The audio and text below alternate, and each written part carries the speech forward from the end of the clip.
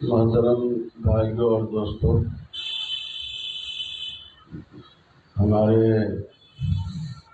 ترجمان جناب ڈاکٹر قاسم نجار صاحب نے جن دو ایشوؤں کا ذکر کیا ہے، یہ صرف مسلمانوں کا مسئلہ نہیں ہے، بلکہ اس ملک کے سنویدھان کے بچانے کا، اس ملک میں سیکولرزم کے باقی رہنے کا، اور اس ملک کا جو ڈھانچہ اس ملک کے بنانے والوں نے اور جناب امبیڈکر نے بنایا تھا، اس کے باقی رکھنے اور نہ رکھنے کا۔ ہمارا تصور یہ ہے کہ اس دیش کے بنانے والوں نے، اس کی آزادی کے لیے قربانی دینے والوں نے یہ خواب دیکھا تھا کہ یہ دیش دنیا کے تمام ملکوں سے الگ ہو۔ یہاں مختلف دھرم کے ماننے والے، مختلف لینگویجز کے بولنے والے، مختلف کلچر سے تعلق رکھنے والے، مختلف الگ الگ نقطۂ نظر رکھنے والے،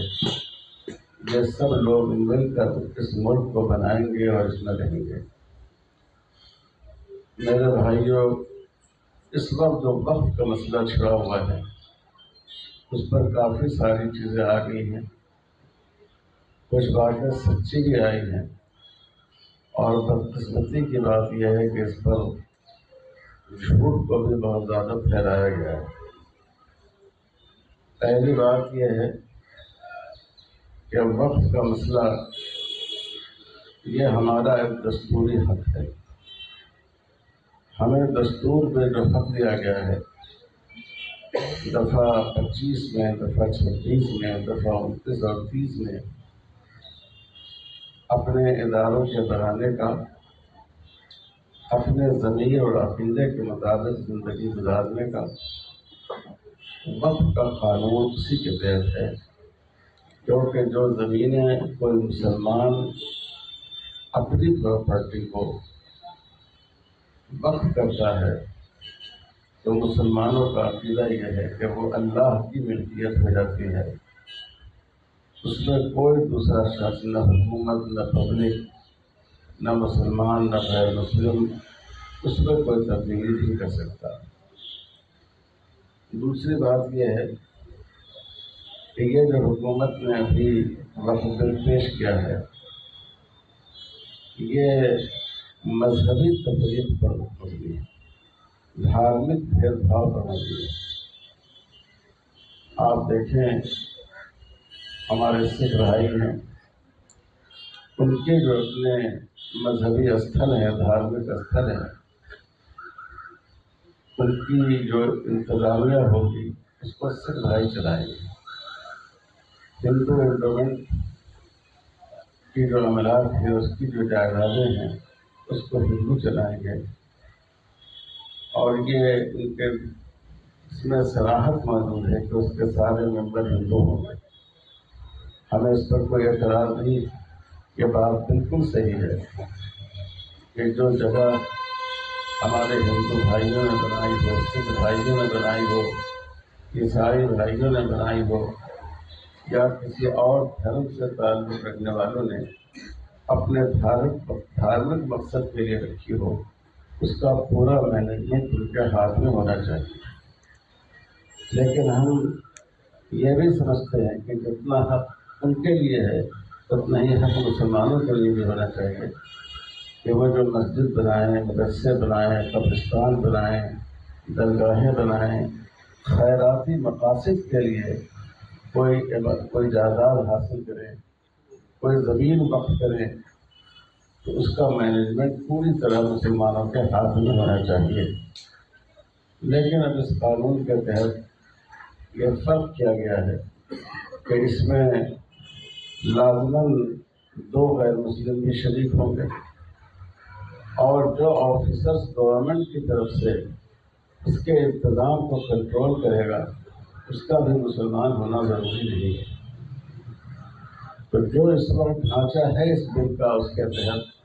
یہ بھی ہو سکتا ہے کہ اس کے مینجمنٹ میں اکثریت غیر مسلم حضرات کی ہو جائے۔ اسی طرح تمام دھرم کے ماننے والوں کے لیے یہ بات مانی گئی ہے اور مانی جانی چاہیے کہ اگر کوئی جگہ مندر کے طور پر استعمال ہوتی آ رہی ہے اور دوسرے قوموں کے مذہبی مقصد کے لیے استعمال ہوتی رہی ہے تو اس کو اس کے یوز کی بنا پر، اس کے استعمال کی بنا پر اس کو اسی مذہب کی چیز سمجھا جائے گا، مانا جائے گا۔ لیکن اس قانون میں وقف بائی یوزر کا پہلو جو بہت پہلے سے چلا آ رہا ہے اور جس پر کورٹ کا فیصلہ بھی موجود ہے، اس میں انہوں نے تبدیلی کر دی ہے اور اس کے تحت بہت سی چیزیں جو وقت کے طور پر مدتوں سے استعمال ہوتی رہی ہیں ان کے بارے میں بھی یہ جھگڑا کھڑا کیا گیا ہے کہ گویا اگر وہ اس کا رجسٹریشن نہیں ہو تو اس کو وقت نہیں مانا جائے گا۔ حکومت جو ہے، موجودہ حکومت ہماری بڑے افسوس کے ساتھ بولنا پڑتا ہے کہ اس کو سچائی سے بہت چڑ ہے، جھوٹ بولتی ہے اور جھوٹ کو پھیلاتی ہے۔ یہ بار بار کہہ رہے ہیں کہ پورا ملک وقت میں تبدیل ہو جائے گا، جہاں وقف بورڈ نے ہاتھ رکھ دیا وہ چیز وقت کی ہو جائے گی، ایسا تصور ہے، یہ بالکل غلط ہے۔ اگر کوئی جگہ ایسی ہو جس کو غلط طور پر وقف بورڈ نے یا کسی تنظیم نے، کسی آرگنائزیشن نے وقف ہونے کا دعویٰ کر دیا ہو تو عدالت موجود ہے، کورٹ موجود ہے، وہ اس کا فیصلہ کرے گی۔ کسی بھی طبقے کے لیے یا کسی فرد کے لیے یہ بات کیسے مانی جا سکتی ہے کہ وہ جس چیز کو اپنی ملکیت بتا دے، اپنی پراپرٹی بتا دے، اس کو اس کی پراپرٹی ہو جائے۔ اس لیے یہ بات جو کہی جا رہی ہے اور بار بار گورنمنٹ کی طرف سے پھیلائی جا رہی ہے، یہ بالکل غلط بات ہے۔ میں یہ بھی بولنا چاہوں گا، کہنا چاہوں گا کہ اس وقت جو یہ ہم لوگوں کی لڑائی ہے وقت کی، یہ کوئی ہندو مسلم لڑائی نہیں، یہ مائنارٹی اور میجورٹی کی لڑائی نہیں ہے، اقلیت اکثریت کی لڑائی نہیں ہے، یہ انصاف کی لڑائی ہے، یہ مظلوموں کی لڑائی ہے ظالموں کے خلاف۔ ہماری لڑائی حکومت سے ہے جو مسلمانوں پر بھی ظلم کر رہی ہے اور اس ملک کے سنویدھان پر بھی ظلم کر رہی ہے۔ مسلمانوں کو وہ اس کے حق سے محروم رکھنا چاہتی ہے اور ہمارے دستور کا، ہمارے سنویدھان کا جو رخ متعین کیا گیا تھا وہ اس رخ کو بدل دینا چاہتی ہے۔ اس لیے مسلمانوں کے لیے اور یہ بالکل قابل قبول نہیں ہے، اور ہم نہ صرف مسلمانوں سے بلکہ ملک کے تمام انصاف پسند شہریوں سے اس بات کی امید رکھتے ہیں کہ وہ اس لڑائی میں مسلمانوں کا، اقلیتوں کا، مظلوموں کا ساتھ دیں۔ یونیفارم سول کوڈ کی بات یہ ہے کہ جب ہمارے یہاں بہت سوچ سمجھ کر آپ پارلیمنٹ کے بحث اٹھا کر دیکھیں جو دفعہ 25 کے سلسلے میں، کہ جس میں ملک کے ہر شہری کو اپنے مذہب کے مطابق عقیدہ رکھنے کی، پریکٹس کرنے کی اور اس کی تبلیغ کرنے کی اجازت ہے۔ پریکٹس میں لوگوں کے سماجی قوانین شامل ہیں، جس کمیونٹی کا جو سماجی قانون ہو وہ اپنے قانون کے مطابق عمل کرے، اس کو ایک بنیادی حق مانا گیا ہے، اور یونیفارم سول کوڈ اس حق کو متاثر کر دے بلکہ اس کو تباہ کرنے کی کوشش ہے۔ اور ہمارا ملک اتنا بڑا ملک ہے، اتنی ساری کمیونٹیز ہیں یہاں کہ اس میں یونیفارم سول کوڈ ممکن نہیں۔ ابھی اتراکھنڈ میں یونیفارم سول کوڈ انہوں نے بنایا ہے، لیکن اس پر بہت سے ہندو بھائیوں کو بھی اعتراض ہے، اور اس میں جو ٹرائبس ہیں ان کو آپ نے مستثنیٰ کیا۔ اگر آپ ایسا قانون بنانا چاہتے ہیں جو ملک کے تمام شہریوں کے لیے ایک ہو تو آپ نے ایک طبقے کو اس سے مستثنیٰ کیوں کیا؟ صاف مطلب اس کا یہ ہے کہ اس ملک میں اتنا زیادہ تنوع ہے کہ یہاں یہ بات ممکن نہیں ہے کہ ایک قانون سماجی زندگی سے متعلق، جس میں ہر سماج کے اپنے اپنے طریقے ہوتے ہیں اور ہر دھرم کے ماننے والوں کے اپنے اپنے طریقے ہوتے ہیں، اس میں ان کو ایک ہی قانون کو قبول کرنے پر مجبور کیا جائے، یہ بات ممکن نہیں، اور اس سے ملک کا کوئی فائدہ نہیں ہے۔ جو باہر کی دنیا سنے گی تو وہ ہنسے گی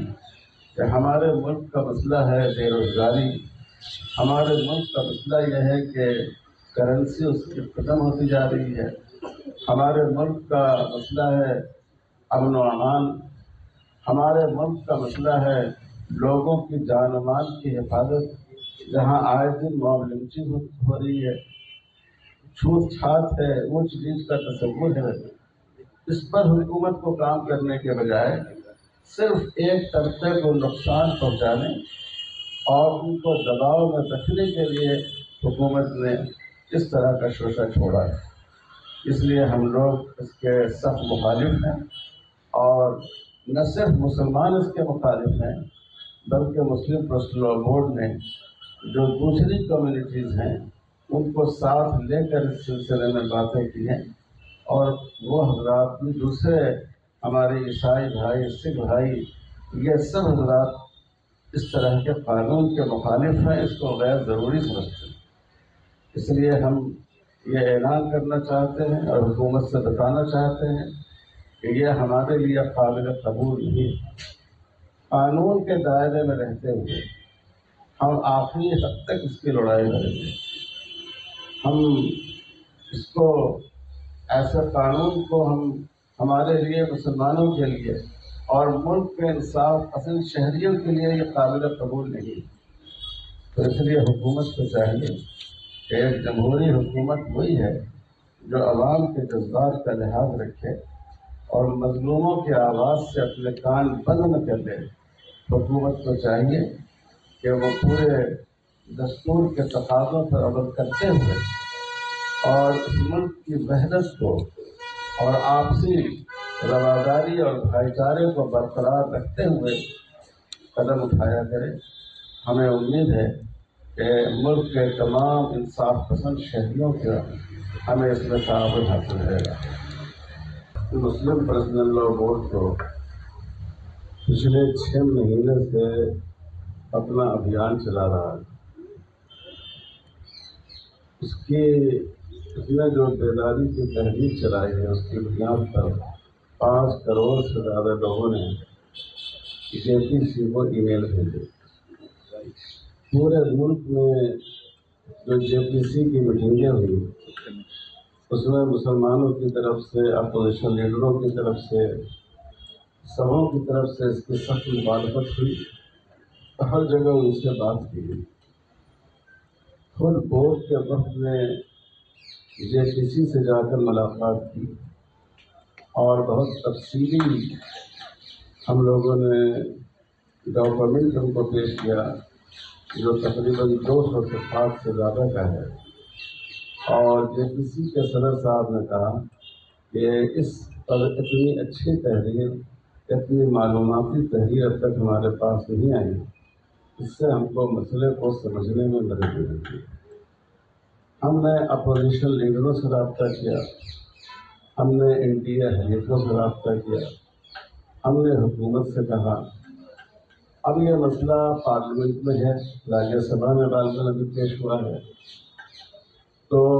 اب ہم آپ حضرات کے واسطے سے اپنی بات پہنچا رہے ہیں۔ ظاہر ہے کہ جب یہ قانون خدا نخواستہ پاس ہو جائے گا تبھی وہ قانون بنے گا، تو قانون بننے کے بعد جو کرنا چاہیے ہم کو، چاہے عدالتوں کا راستہ ہم اختیار کریں، چاہے سڑکوں پہ جا کر عوام کی عدالت میں پہنچے، اس کے بعد ہی ہمارے لیے یہ قدم اٹھانا مناسب ہوگا۔ لیکن اس سے پہلے جو چیزیں ہونی چاہیے، جو اویئرنیس پیدا کرنا چاہیے، اس میں مسلم پرسنل لا بورڈ نے اور مسلم تنظیموں نے کوئی کمی نہیں کی ہے۔ ہم لوگوں نے سکھ بھائیوں کے ساتھ، دلت حضرات کے ساتھ انصاف پسند غیر مسلم ہندو بھائیوں کے ساتھ ان کے ساتھ میٹنگیں کی ہیں، ان کے سامنے یہ بات رکھی ہے، ان کے ساتھ مل جل کر پریس کانفرنس کی ہے،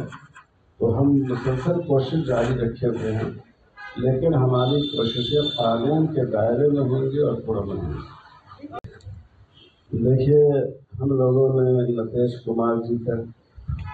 اور چندرا بابو نائیڈو تک بھی اپنا پیغام پہنچایا ہے، ان کی پارٹی ورکرس کے ذریعے، لیڈروں کے ذریعے بھی پہنچایا ہے، اور ان کے سامنے یہ موقف رکھا ہے، اور اب بھی ہم یہی کہیں گے، ہم اس مسئلے کو الیکشن سے جوڑنے والے نہیں ہیں۔ مسلم پرسنل لا بورڈ غیر سیاسی تنظیم ہے، اور سیاست میں، پارلیمانی سیاست میں وہ براہ راست دخل نہیں لیتی، لیکن یہ ظاہر ہے کہ اگر انہوں نے اس موقع پر اقلیتوں کے جذبات کا اور ان کے دستوری حق کا لحاظ نہیں رکھا تو ضرور مسلمان ان سے بکھر جائیں گے اور اس کا ان کو نقصان ہوگا۔ دیکھیے، 5 کروڑ سے زیادہ نئے داخل کیے گئے ہیں، اور اس کو بورڈ نے بار بار بیان بھی کیا ہے، اور آپ کو معلوم ہوگا کہ جو برسر اقتدار پارٹی ہے اس کا اس پر ریئیکشن بھی آیا ہے، اور وہ کہہ رہے ہیں کہ اب خاص اس کے ساتھ یہ لوگ اس طرح کے خطوط جاری کر رہے ہیں۔ تو ایک جمہوری ملک میں جو جمہوری طریقہ ہے اسی کو آپ اختیار کریں گے،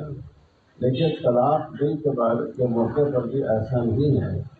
کہ مسلم پرسنل لا بورڈ خاموش بیٹھ گیا تھا یا اس نے حکومت کی تجویز کا استقبال کیا تھا، ایسا نہیں ہے۔ اس وقت میں طلاق کا مسئلہ عورتوں سے جڑا ہوا تھا،